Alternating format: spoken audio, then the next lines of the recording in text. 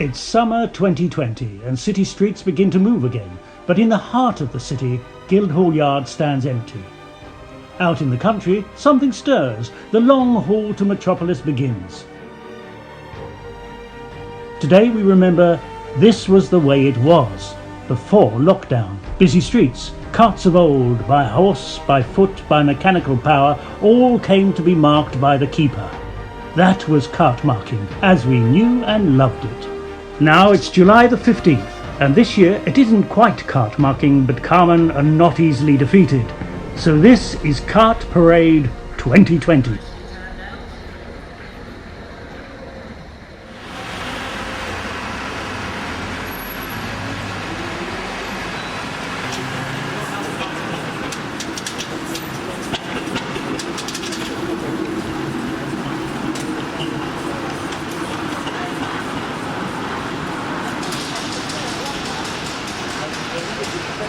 Streets are getting busy as vehicles begin to arrive. Catching up with old friends and refreshments, of course.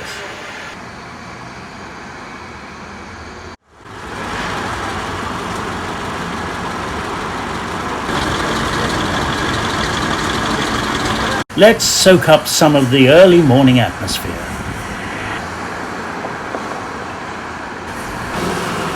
Horses have their nails done.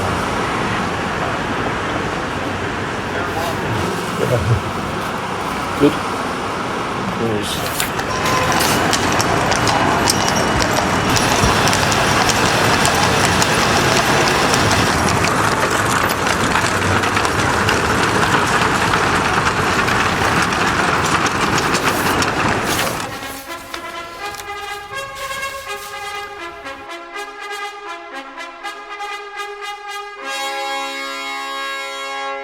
Pray silence for the Master, Colonel Simon Bennett. Good morning everyone and welcome to Cart Parade 2020. This is a year we may regret, but we certainly won't forget. When we last met in March for our awards banquet at the Mansion House, we were looking forward to meeting again in April for Foundations Day and our truly special Joint Services Award Night. And in the background to this, we were planning for the biggest get-together in the Carmen year, cart marking, in July. All sorts of problems were emerging when we were planning this event on behalf of the Corporation of the City of London, but these were being dealt with. Road closures, gas main repairs, unexpected costs, you name them. Just as we were seeing a way through, the country went into lockdown and Guildhall Yard had to be closed. Let's say this straight away. Next year, we will be back in the yard at Guildhall. Bigger, better, more accessible, with greater public viewing and engagement. Cart marking is second only to the Lord Mayor's show as a high-profile city event, with senior city figures, livery masters, wardens and many others actively seeking invitations.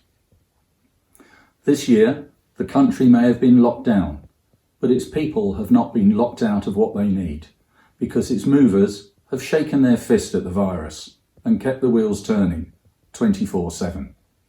We can be proud to be Carmen. Today, let's celebrate our heritage, maintain and sustain our good service. Carmen have shown yet again, as our forebears did, that our employment requires stout bodies and minds unheeding. We may not be able to meet, drink and be merry, or to mark our many carts, but we can still put on a great show. I'm truly delighted and privileged to also welcome the Right Honourable the Lord Mayor, Alderman William Russell.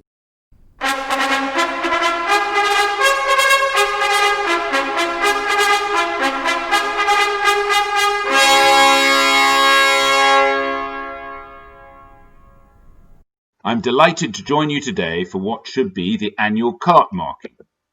This year obviously is a little different, but despite the disruption, the Carmen have risen to the lockdown challenge with this evocative cart parade. Nevertheless, I'm very excited for when we can meet again in person. And now that I'm completing a second year in office, I will be sure to tend the real cart marking next year. Even so, it's truly wonderful to join you in spirit and film today. Just as the livery at large is the heart of the civic city, yours is the city's bloodstream through movement and mobility. Throughout the lockdown, Carmen have carried essential goods, delivered emergency supplies, supported the less able, and reached out wherever they were needed, and often well beyond. So today, as we salute vehicles old and new, and celebrate 500 years of vehicle marking, even if we can't brand any carts, I salute you all. Tomorrow we'll move forward together, in the words of your motto, Siti Cito Certe, with skill, speed and safety. Thank you.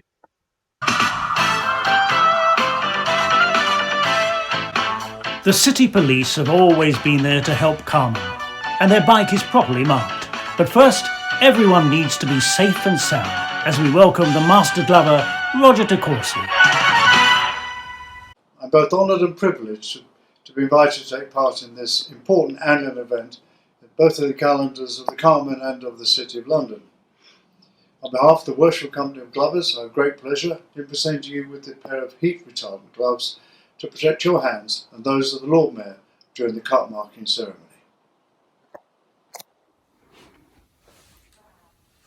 Thank you, Roger. I'm looking forward to using these, maybe not this year, but hopefully next year. Thanks again. Walking, riding, pushing or pedalling, here are the Barrow Boys and the Bikers, the 1920 Smithfield Bummeries handcart, and the Removers from Carter Paterson in 1910. Here too is the 1955 Raleigh trade bicycle and the Butcher's bike of 1991, followed by today's Hercules electric delivery bike. By foot and by hand, they deliver the goods, especially in 1892 with the Carmen's own Even Cook handcart, to one day give way to the 20th century mechanical power. And now, as mechanical power arrives, we turn to steam.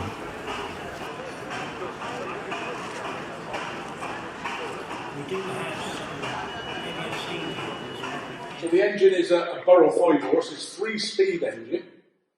The engine number is 3849 and called Marshall Foch. It was new to Frederick Payne and Red Bull, and he actually hired the engine from Burroughs. And the story goes that Mr. Payne didn't keep the payments up.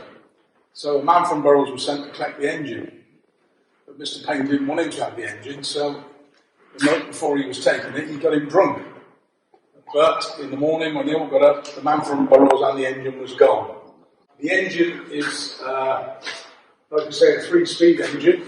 You pick what gear you want to set off, you don't change gear on the move.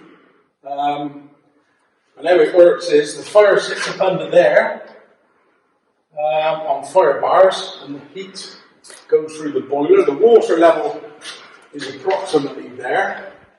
And if you come around the front here, the heat comes up through the tubes, through there. The tubes are surrounded by water. When this door is shut, the smoke goes up the chimney, up there. And then the energy from the engine driving the crankshaft can be used to drive a flywheel around the other side. There's the flywheel. That flywheel then drives a belt, and that will drive this dynamo up here. And that will generate about 120 amps.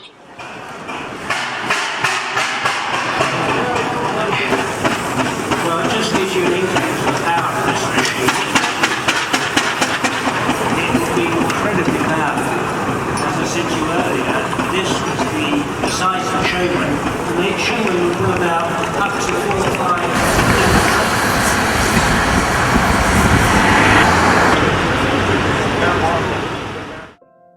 Steam competed with centuries of horsepower as we look behind the scenes and the reins.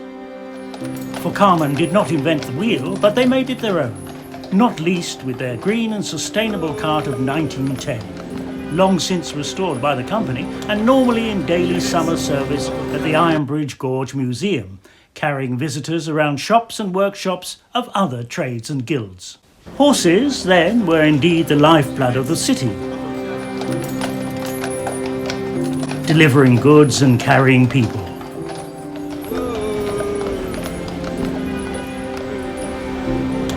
Street cleaning, movers and shakers, butchers and bakers, and gin makers.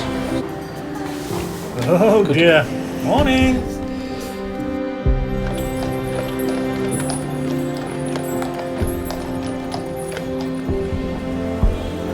Then engines took power from horses.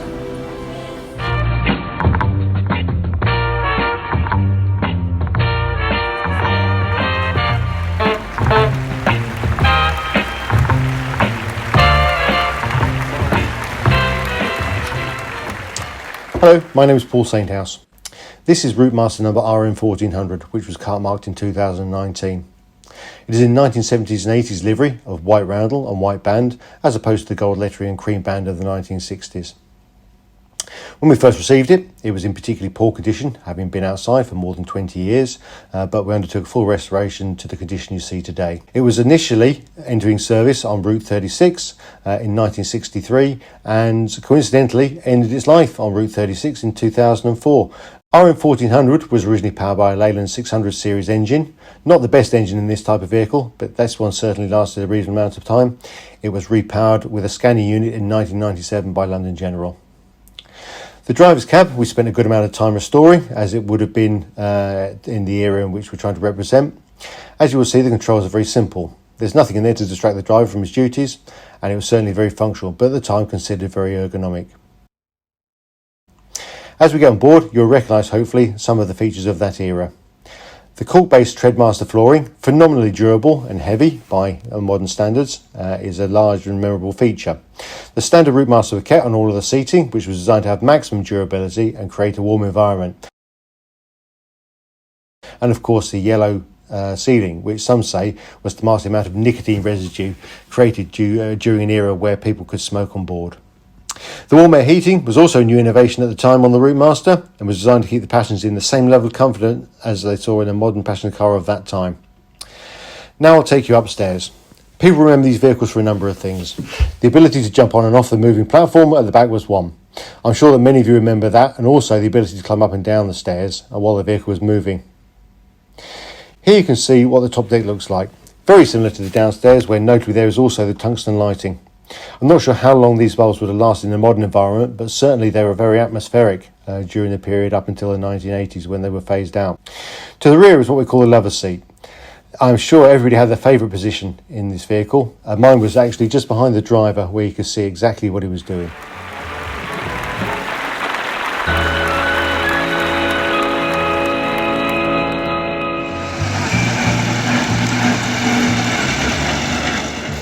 Here we have a 1936 Albion, made in Glasgow.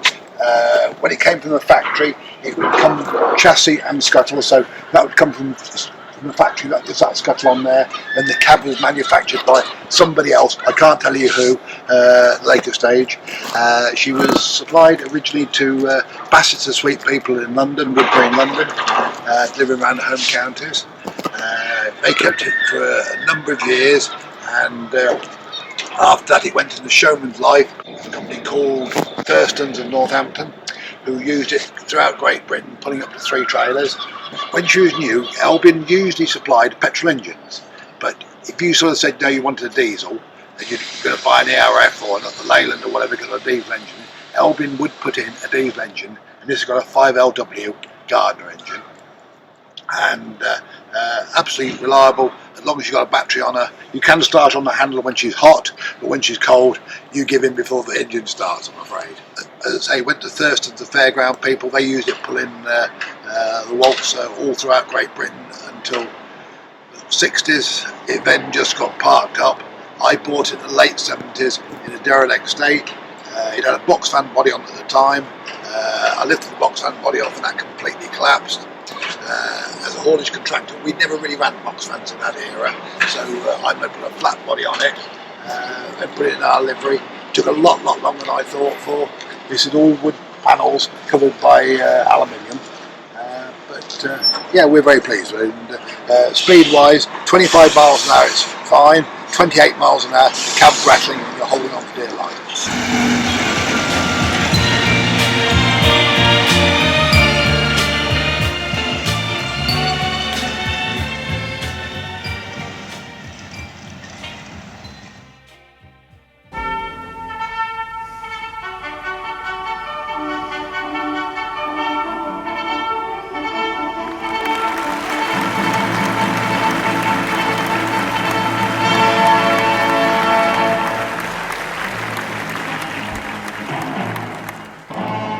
The wheels that turn the Carman's cars are still, as we watch the Master-elect in 2019 mark this 1890 luggage cart, as he might have done today, when Providence decided 2020's branding letter B for Bennett.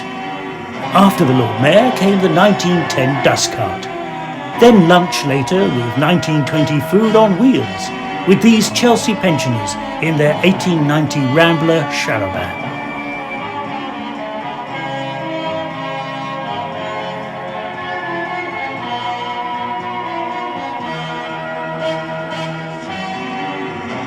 In 1890, goods came in a compact delivery van, while we went visiting in a governor's cart of 1898. And when we moved in style, with this rail-friendly 1902 Pantechnicon. And we kept in touch through Her Majesty's Royal Mail, which today shares 5 centuries of service with the Carman.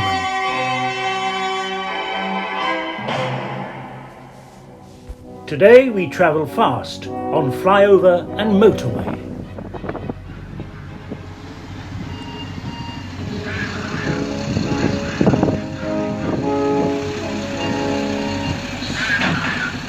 This is one of about 2,000 crash cushions on the UK road network. Increasingly, you'll see these on the motorways, with guys laying cones from the side of the vehicle so that they are forming a moving taper or a roadblock. On smart motorways, you'll see crash cushions slowing down the traffic if there's an incident ahead. This kind of crash cushion has been in operation on UK motorways and main highways for about 15 years. But most recently, a major campaign is underway by Highways England to improve road worker safety.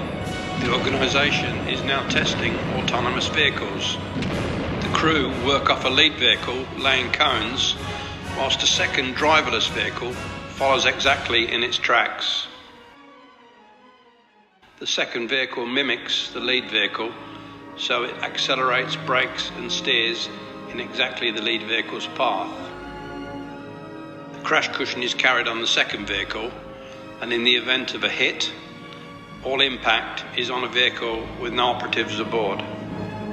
Off-road tests are now currently underway, and you will see these vehicles on UK motorway network very soon.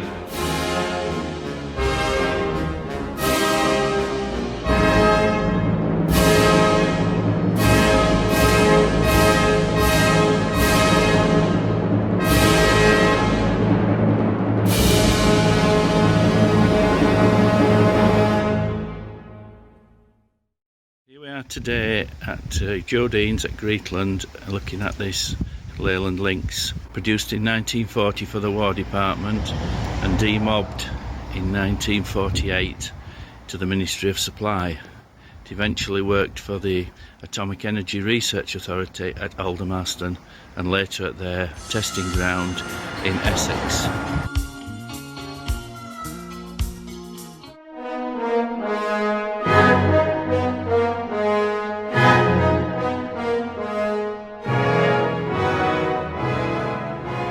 Oil has powered our trucks and buses, tippers and vans.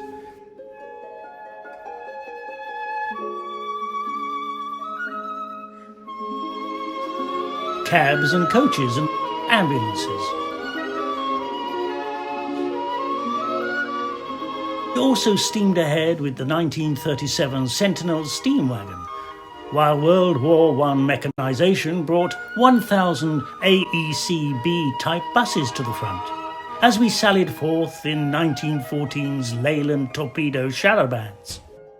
We carried goods with AEC's 1977 Mammoth Major Tractor Unit, and tipped them today with this Dennis Elite 6, our benevolent trust helping disabled kids move about a bit with Man's Trelaw coach, while we go electric for climate's sake with Isuzu's Panel Tech, a far cry from mechanical horsepower.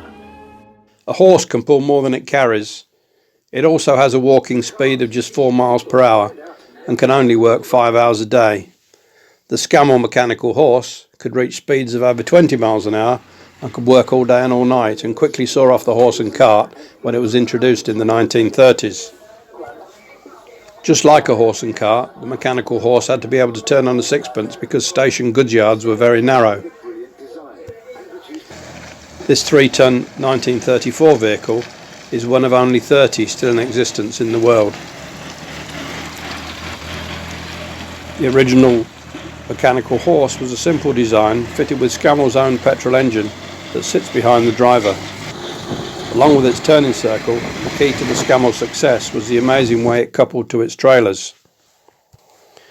Scammell invented the automatic coupling, which meant that drivers could stay in the cab, simply reverse back to the trailer, wait for the clunk, and then drive off with the trailer attached.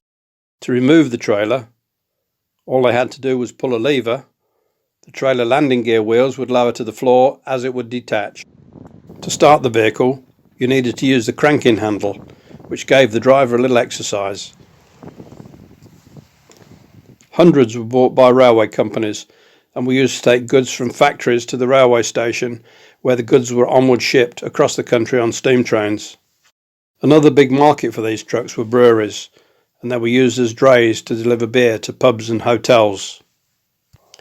This particular vehicle is in the livery of the Northampton Brewery Company.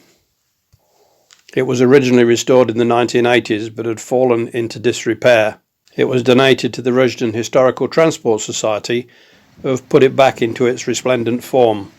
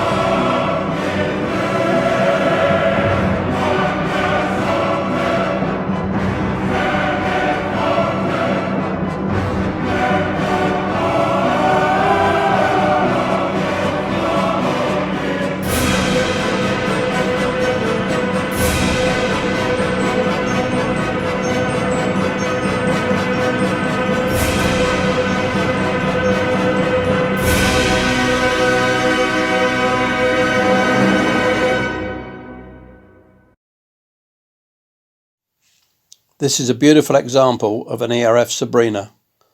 There were only 126 trucks made of this type, and what you see today is a pristine truck in as good a condition as when it originally came out of the factory. ERF was named after Edward Richard Foden, and the Sabrina was one of the first trucks built with a full wraparound windscreen. It was nicknamed Sabrina by the factory workers because of its curvy features and large bonnet, which reminded them of a pin-up model of the time. However, the bosses never acknowledged this name, and it was known as a 66 GSF. This particular vehicle was bought by Finlocks of Tunbridge Wells, who used it for carting concrete gutters. They actually bought 2 trucks, but this is the only one known to still exist. The The vehicle was later acquired by Chambers of Nottingham, who eventually converted into a breakdown truck by shortening its wheelbase by a metre and adding a transfer box to lower the gear ratios. It changed hands several times until acquired by its present owner. In a very run-down condition, the vehicle underwent a major restoration, including replacing the chassis rails, removing the transfer box, increasing its wheelbase back to its original length. This 120 horsepower vehicle has a gross vehicle weight of 20 tonnes. Everybody's in love with Sabrina. Not all Carman's cars are carts or trucks or even barrows. Occasionally there are motor cars, some top of the range. Carman's cars are marked to ply for hire, not least the best of Britain, Rolls-Royce. And this 1923 Silver Ghost was originally the grand carriage of Lord and Lady Astor of Hever. The third owner of this aristocratic automobile was garage owner John Roscoe, who downsized it as a tow truck. During World War II, it raised its game again to save lives and property, hired to Manchester Fire Brigade, who used it to pull a water bowser. Then Edgar Schoen acquired it and lovingly restored it, hiring it out to ABC Television, where it reclaimed fame and fortune with Patrick Macnee as the debonair and elegant John Steed's special wheels in the 1960s television series The Avengers.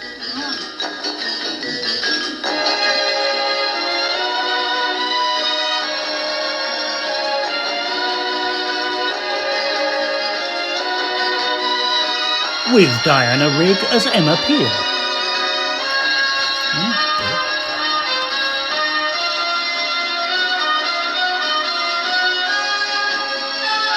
It was driven and used hard, and even had breakfast cooked on its engine.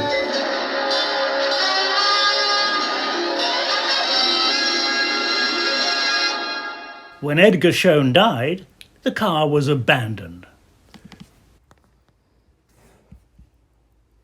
When it was inherited by Carman Tanya Turner from her grandpa Edgar, it was a very tired motor car. But Tanya recognised its elegance, its heritage and its potential. So she arranged some tender, loving care, inside and out. And today, it is as good as new. Its power renewed, its beauty restored,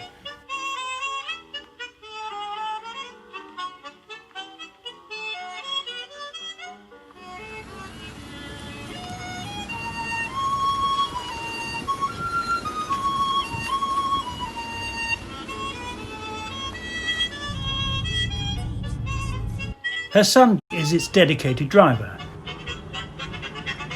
Home please, Turner. And Tanya, its perfect passenger.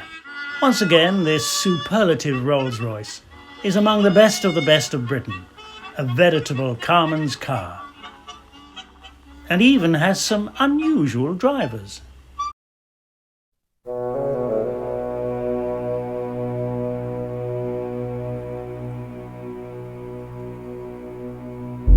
The hard work is done, and after another year, albeit virtually, pick up a glass, relax and join us.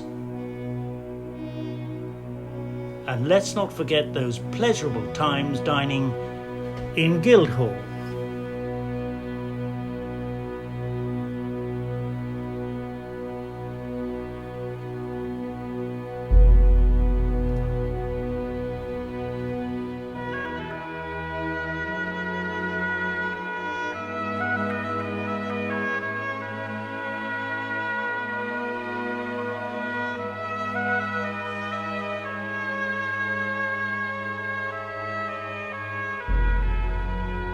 Cart Parade 2020 is over, as life gradually returns to London, and more wheels turn,